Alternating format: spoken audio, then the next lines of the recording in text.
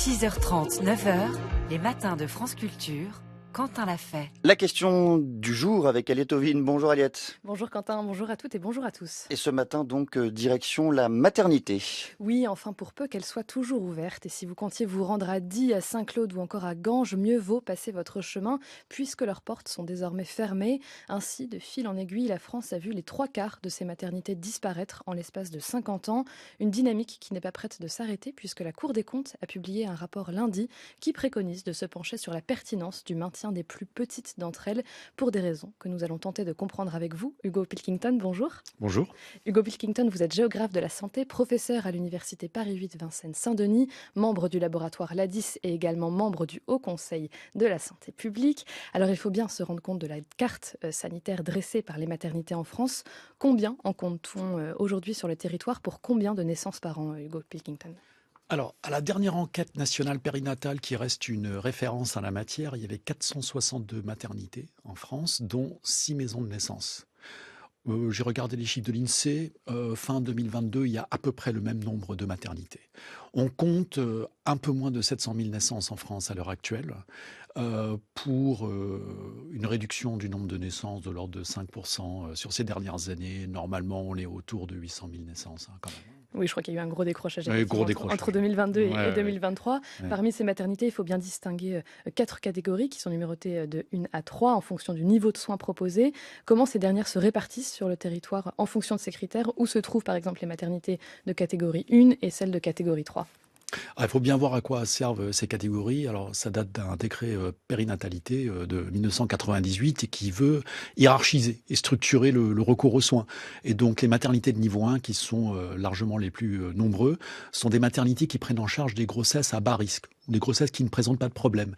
Les maternités de niveau 2 et 3 sont consacrées alors soit à des grossesses pathologiques, soit à des grands centres où il y a également des unités de réanimation maternelle et néonatale.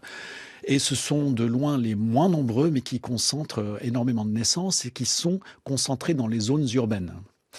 Vous parliez du décret justement de 1998. Ce même décret réglemente très fortement l'organisation de ce paysage des maternités. Depuis donc 1998, si une maternité ne procède pas à au moins 300 accouchements dans l'année, c'est la fermeture. Pourquoi une telle décision, Hugo Pilkington ? Mais en tout cas, c'est la recommandation. C'est-à-dire que depuis les années 1970, on s'est aperçu que finalement, les maternités dans lesquelles on pratiquait peu d'accouchements, il y avait des risques pour la mère et pour l'enfant. Et donc, on a souhaité, à partir de l'année 1972, au moment de l'apparition du décret d'Ienesch, fermer les toutes petites maternités, c'est-à-dire celles qui font moins de 15 naissances par an, ce qui était peu.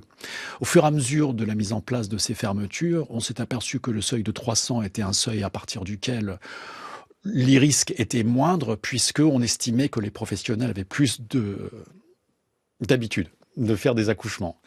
Et on comprend bien justement que quantitatif et qualitatif sont les deux jambes sur lesquelles doivent essayer de marcher les petites maternités en France. Et c'est d'ailleurs ce qui a retenu l'attention de la Cour des comptes dans le rapport publié lundi, qui pointe le fait que la France se situe au 22e rang sur 34 pays européens en matière de mortalité néonatale, c'est-à-dire les 28 jours suivant la naissance du bébé, avec un taux de 2,7 pour 1000 nouveau-nés. Des chiffres qu'elle met en parallèle avec ce constat. La situation présente ne répond pas aux exigences de sécurité optimale ni d'efficience dans l'organisation. Peut-on imputer ces chiffres finalement de mortalité infantile à la qualité des soins prodigués dans les maternités françaises, Hugo Pilkington ? Honnêtement, non. Le problème de la mortalité néonatale, qui est la composante la plus importante de la mortalité infantile qui est mise en cause et pour laquelle la France accuse un retard important par rapport à des pays comparables. Alors, on reste à des niveaux très bas quand même dans le monde, en France. Il ne faut pas non plus être trop alarmiste. Et dû au fait d'un certain nombre de facteurs qui se conjuguent, comme énormément d'événements de santé, les inégalités sociales, l'augmentation des taux de prématurité, les augmentations des facteurs de risque lors de la grossesse et bon, je ne suis pas clinicien, bien évidemment, mais je n'incriminerai pas la qualité des soins prodigués dans les maternités. Le problème de la mortalité infantile et tout spécialement la mortalité néonatale précoce, c'est-à-dire dans les 7 premiers jours, reste un problème à investiguer. Et du reste, le rapport de la Cour des comptes ne fait pas le lien direct, en tout cas, voilà, corrélation ne vaut pas causalité. En revanche, certains syndicats, et notamment c'est le cas de Michel Leflon, président de la coordination nationale des comités de défense des hôpitaux et maternités de proximité, pointent plutôt une volonté de faire des économies. Hugo Pilkington, est-ce qu'on peut l'entendre comme ça également ? Bon, qu'il fasse faire des... Bon, faut faire des économies, effectivement. Là, c'est vraiment je dirais, tout gouvernement doit faire des économies, y compris sur le dos de la santé. Ça, ce sont des tendances qu'on a vues ces dernières années, hors période Covid, bien sûr. Il est difficile de faire un lien entre la volonté de faire des économies et les fermetures, malgré tout, même si c'est une composante des fermetures. Hein. Et par ailleurs se pose encore une fois la question de la sécurité, puisque selon les travaux menés par la chercheuse Béatrice Blondel, on sait que la mortalité néonatale est presque multipliée par 4 quand l'accouchement a lieu hors maternité et à plus de 45 km de la maternité la plus proche. Or, de 1997 à mars 2019, le nombre de femmes en âge de procréer se trouvant à plus de 45 minutes d'une maternité a plus que doublé. Ça, c'est un vrai risque, non, selon vous, Hugo Pilkington ? Alors, c'est là où il faut faire particulièrement attention, et des chercheurs comme moi doivent faire preuve de pédagogie et de bien comprendre les données. C'est-à-dire que, y a-t-il vraiment un lien entre distance ou temps d'accès et maternité ? Le lien, il est distendu et confondu, comme on dit dans notre jargon, par les inégalités sociales. C'est-à-dire que lors de travaux qu'on avait faits dans les années 2014, on s'est aperçu qu'il y avait une relation en U. C'est-à-dire que plus vous êtes proche d'une maternité et plus vous êtes loin d'une maternité, plus la mortalité était élevée. Comment est-ce qu'on a expliqué ce phénomène ? En ajustant, c'est-à-dire en prenant compte des inégalités sociales, on a pu pratiquement entièrement expliquer ce phénomène, et notamment les caractéristiques de défavorisation territoriale dans lesquelles les naissances se produisent. C'est le fait d'accoucher hors maternité de manière inopinée. C'est-à-dire, pour être trivial, sur le bord de la route, qui pose effectivement des risques. Et là, effectivement, on peut dire, plus vous êtes éloigné, plus vous avez un risque de non-planification, je dirais, de cet événement.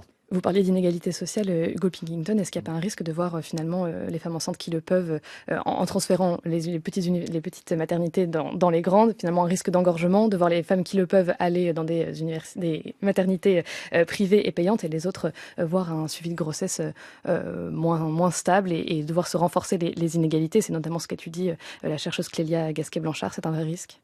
En tout cas, c'est une crainte, effectivement, une crainte qu'il faut entendre. Je dirais qu'on n'est pas assez créatif dans les solutions que l'on peut proposer à ce sujet. La France est basée sur le modèle hospitalo-universitaire depuis les années 60. C'est-à-dire que tout tourne autour de l'hôpital, en sacrifiant en quelque part la ville pour ce genre de suivi. Il y a des modèles qui existent dans d'autres pays, qui sont le modèle des maisons de naissance, qui commencent à se mettre en place, les maisons d'attente, qu'on appelle très joliment les hospitels, aussi, qui commencent à être expérimentés, notamment en Bourgogne, et d'autres modèles d'organisation des soins qui peuvent pallier. Donc on voit que des alternatives sont possibles. On sera évidemment attentif à leur mise en place. Merci beaucoup Hugo Pilkington. Je rappelle que vous êtes géographe de la santé et professeur à l'université Vincennes-Saint-Denis. Merci à vous. Merci.